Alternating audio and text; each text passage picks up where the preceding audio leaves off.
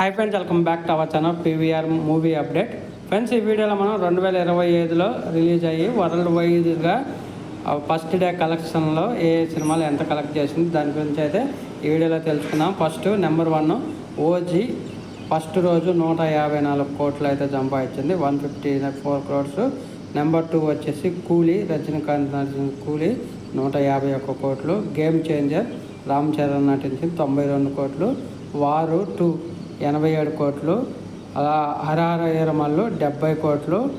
Number 5 L2 emporium 67 కోట్లు first రోజు. ఈ అన్ని సినిమాలు, ఈ 6 సినిమాలు ఫస్ట్ రోజు ఇంత కలెక్ట్ చేసింది.